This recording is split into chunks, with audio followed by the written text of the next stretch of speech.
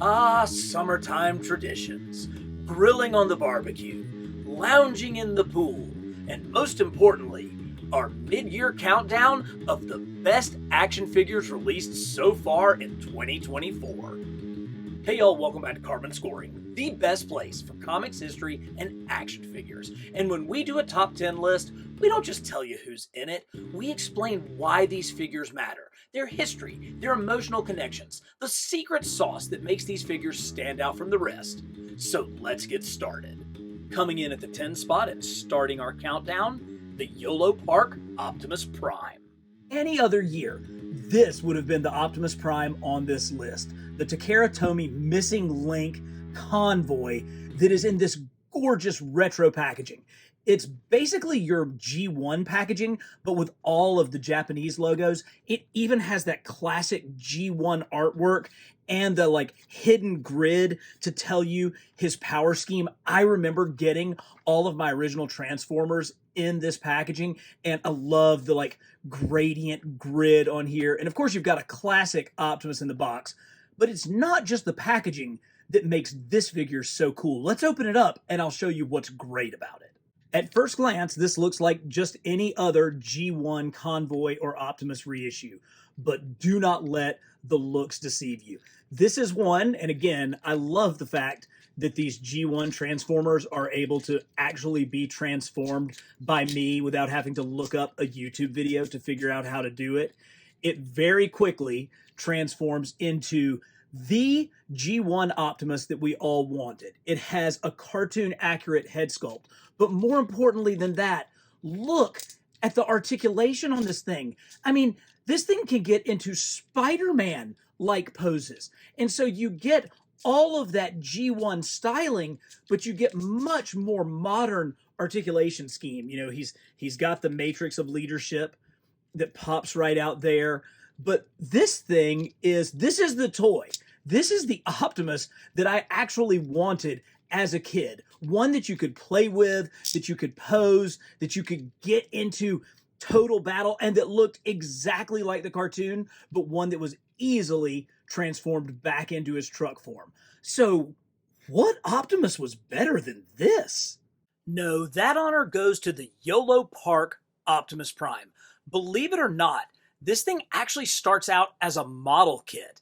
But no worries, it was really simple to put together. I got the whole thing together in under 10 minutes. And what you get when it comes together is about 10 inches of the perfect combination of die-cast parts to give it heft and weight, with plastic to maintain a Marvel Legends-like level of articulation. I mean, this thing really gets into some great poses. Probably one of the areas where I think that some of the bend is the best is right here at the cab section. He has so much more bend in this area kind of right underneath his chest and under the matrix of leadership. And speaking of the matrix of leadership, you can simply open.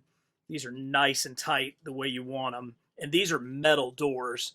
They're very hefty, but he has the matrix right there in his chest. So very cool. And these come back together. Again, they're tight, just like you would like for them to be. Oh, it is super cool. Direct out of the cartoon stylings. Really, really great heft. And he comes with a slew of accessories. He's got his Energon axe, he's got a Megatron in gun form, and of course, he has his blaster. So we're starting this list off right with Optimus Prime. The number 9 spot has not one, but two of the most unique offerings from McFarlane Toys, Ambush Bug and Captain Carrot. I'm not sure if y'all have noticed, but McFarlane Toys makes a lot of Batman figures. So when they come out with figures as unusual as these two, it's reason to celebrate. Ambush Bug sprang from the mind of the late, great Keith Giffen. First appearing in DC Comics Presents 59 in 1982, Ambush Bug is a completely absurd character, typically used as an outlet for Giffen's sardonic humor and satire. Ambush Bug is equally as absurd as an action figure. As you can see, it's basically just a flat, matte, green, skinny DC body from McFarlane. Really, absolutely no paint on it anywhere whatsoever. Just a green skin suit. but they did go the extra mile and really crush it with this unique head. The antenna really have that life to them that Giffen would always draw, and I particularly like the paintwork that they did on the eyes. I think that brings those out and gives them a lot of life. And of course, he's got that goofy, sardonic smile that really comes across. Plus, he did get an accessory.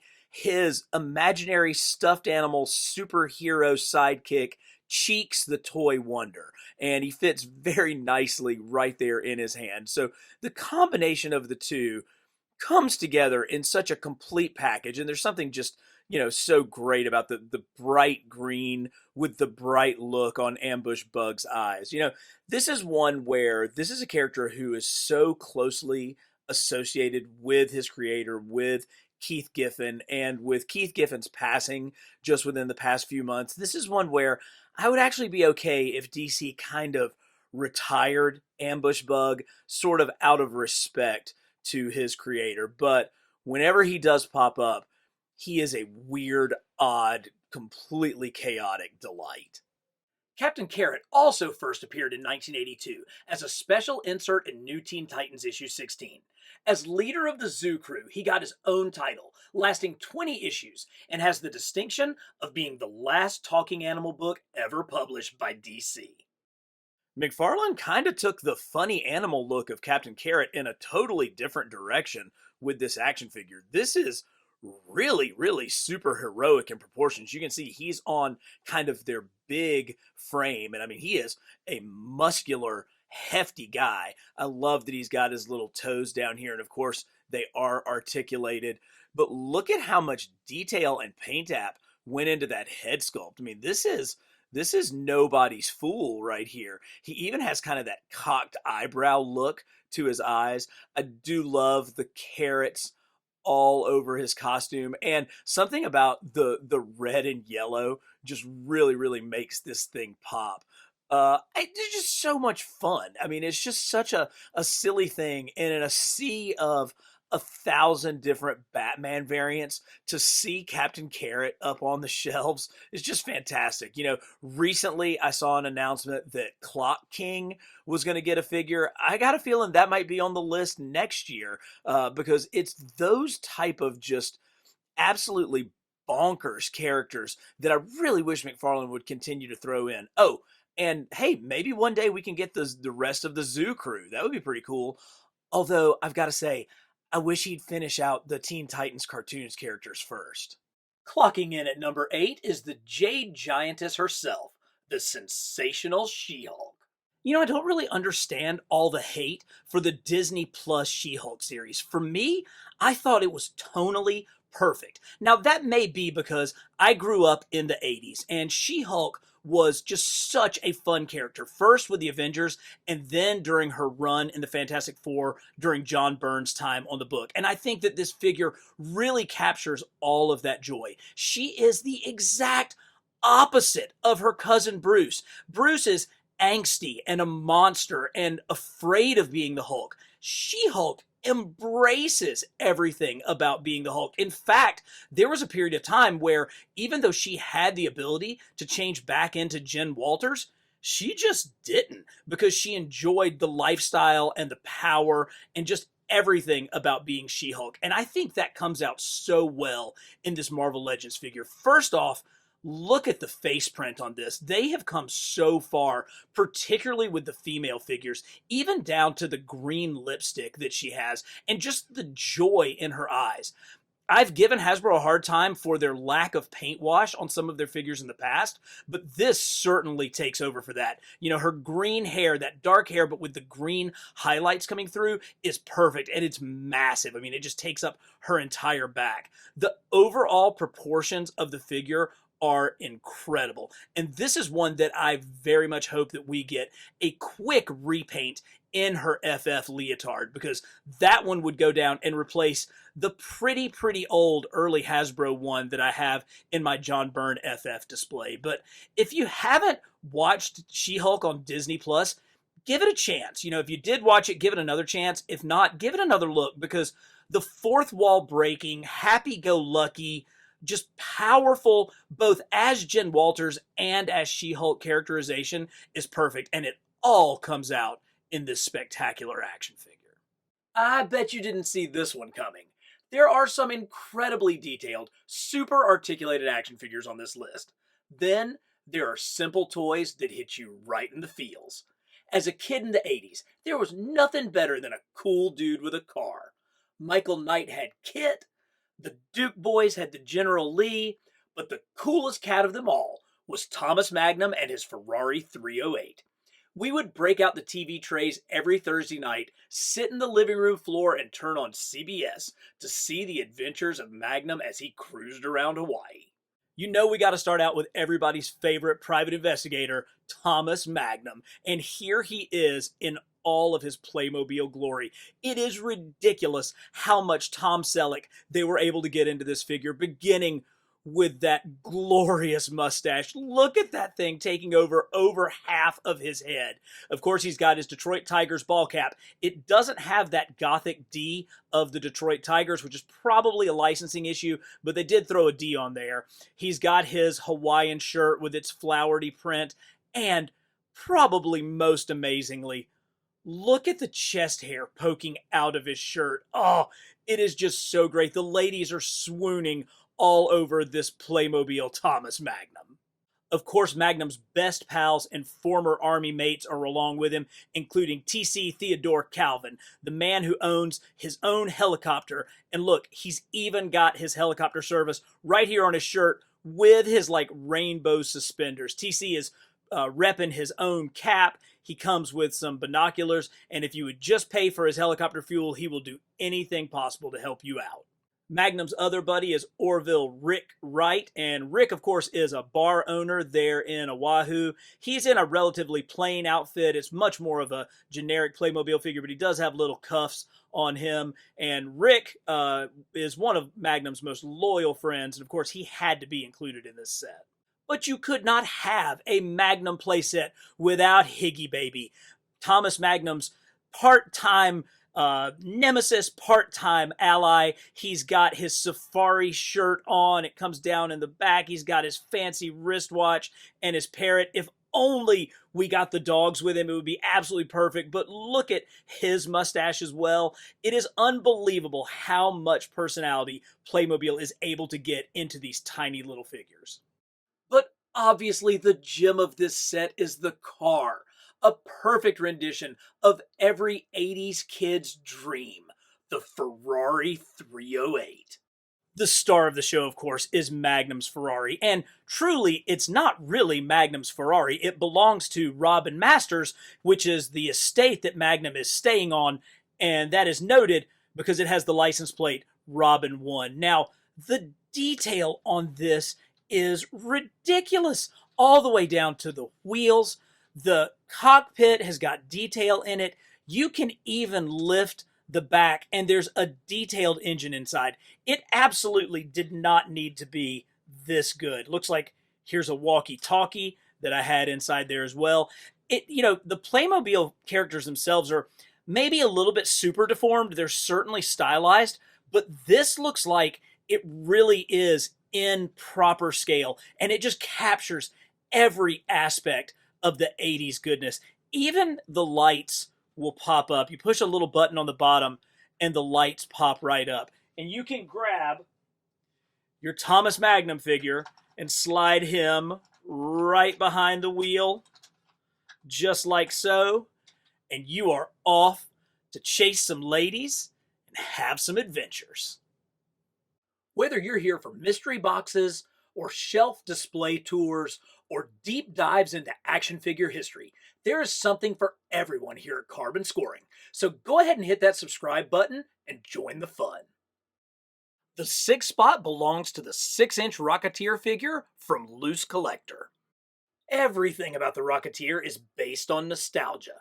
The lavishly, if slowly, illustrated book came from the pen of the brilliant illustrator Dave Stevens. It took 13 years across 4 publishers to produce 8 issues of the title, a testament to just how strongly the character resonated with readers to put up with such a wait to complete the story.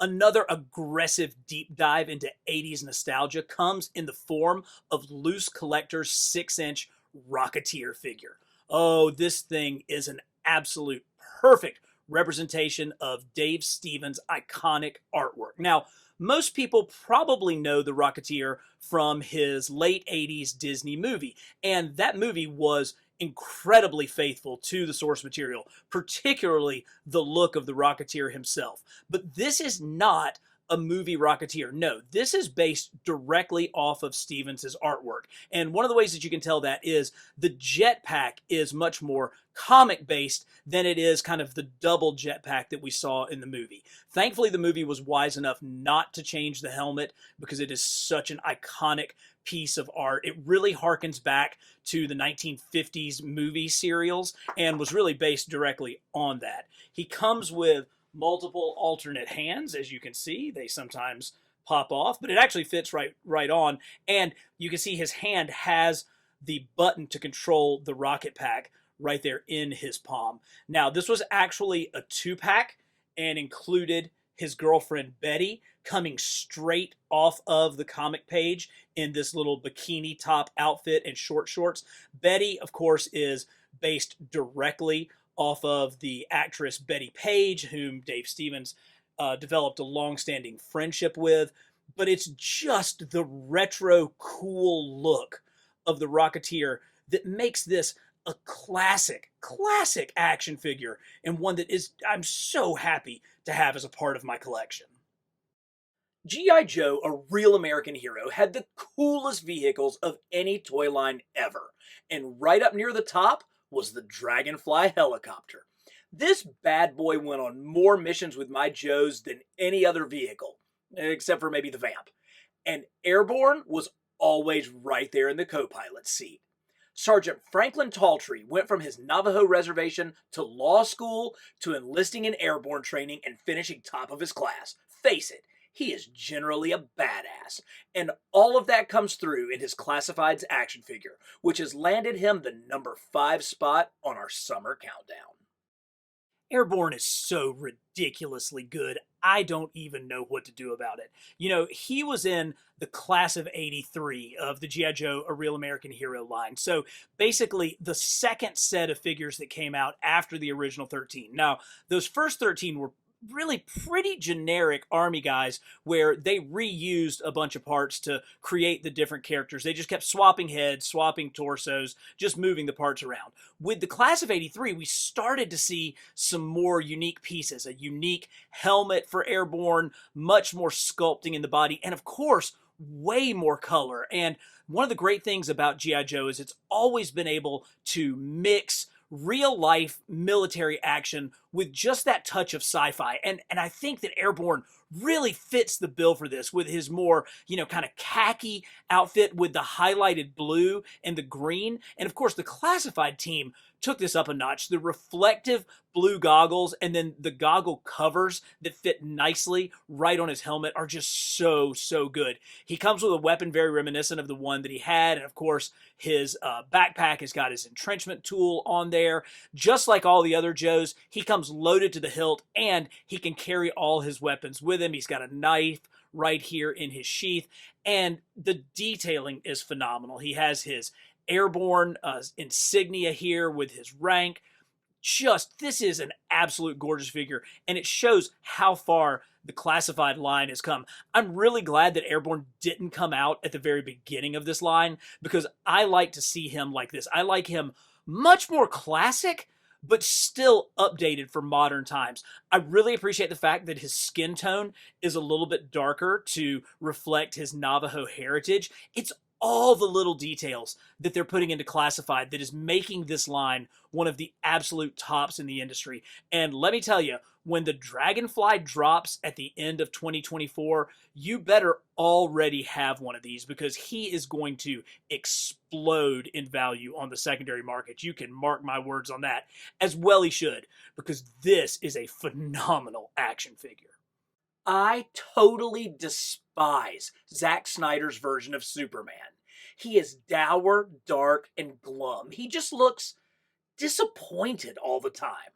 The final straw for me was when he just stood there, inept and brooding, while the Capitol burned around him. This is not my Superman. My first introduction to the character was John Byrne's 1986 reboot in The Man of Steel. Bright, happy, loyal, this Superman literally introduced himself to us with a smile on his face. The greatest Superman story ever written, All-Star Superman, understood this. This wasn't a bombastic, chest-out Superman. He was strong but kind, an alien who was actually the greatest humanity could produce. And to my surprise, of all people, Todd McFarlane was able to capture this in action figure form. This Superman figure makes me so happy. It has been sitting on the side table next to where I watch television every day since I got it. So I've been able to look at this thing and fiddle with it over and over again. Look at how bright these colors are. The blue is a really, really nice blue that makes that golden red and yellow just pop right off of it. Great flow to his cape, but so much of this comes down to that smiling head sculpt. Now, it's not really indicative of one specific artist, but I think it is kind of a combination of the best of Kurt Swan, Neil Adams, and my boyhood Superman of John Byrne. And this neck articulation really allows him to have that upward look, because when Superman is smiling like that, it really is the up, up, and away look that it just captures so well. I only have two tiny little complaints. The belt is kind of more modern. It doesn't have the kind of circular belt center and then the loops around it. And there's no S on the back of the cape. I know we're getting a more classic Superman coming at the San Diego Comic-Con, and hopefully I'll be able to pick up one of those exclusives.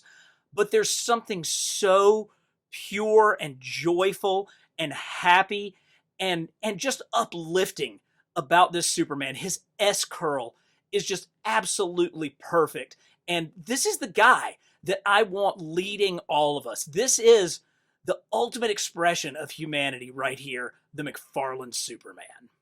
Let's not forget Marvel Legends. Even after 20 years, they are still able to surprise us with figures like this Angel, claiming the number 3 spot on the list. Marvel Legends have come so far from the early days of Hasbro, and they finally gave us an Angel worthy of our collections. This Warren Worthington figure is just perfection. I love that he's on the new pinless body. It has a great muscular yet thin frame for him, and the paintwork is so good. The fine black lines around the halo on his chest are absolutely spectacular, and there's no bleeding or loss of white color as it goes into the shoulders and then transitions down the legs. That is hard to do, to keep the consistency of that.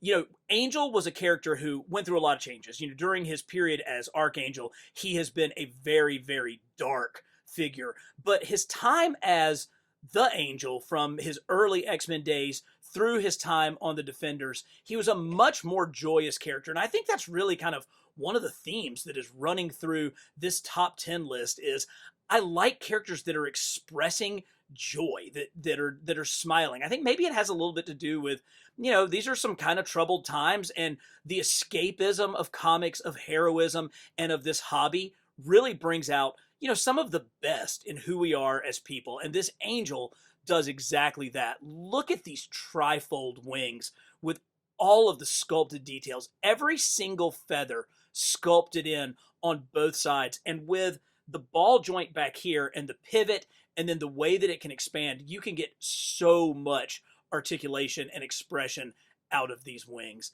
You know, we've been waiting a long time for an Angel figure, and this one certainly came through. Let's get the blue version. Let's get some more versions of this, and hopefully we'll get even more of the original X-Men in kind of their 70s, 80s costumes moving forward.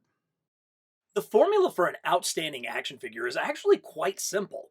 You just have to find the sweet spot where nostalgia meets awesomeness. And the Kuro Karakuri Jazz absolutely hits this target, and that's why it's number 2 on this list. Jazz was the very first Transformer that I got as a kid, so he will always be my favorite. He stands front and center in my Transformers displays, and I have gone on to try to collect every version of classic jazz that has been made. I just put together this shelf to showcase my jazz collection, and of course, the Kurokawa Jazz towers over the rest of the figures. I have to admit, I was a little nervous when I placed my pre-order for this jazz figure because this thing was pretty expensive. But once you get it in hand, you realize you get exactly what you pay for. This thing has got great heft. There are vac metal die-cast pieces all over this thing, but it's really that G1 styling that I love so much. Now, he does not transform. This is much more of just a robot kit with super articulation, but he maintains the look of the G1 Jazz that would turn back into a Porsche. You can see the grille of the car. He still has his number and his racing stripes that's replicated here on these sort of faux doors. They really are much more stylized. They wouldn't really turn into doors, but they give that kind of swept back wing look. Same thing here.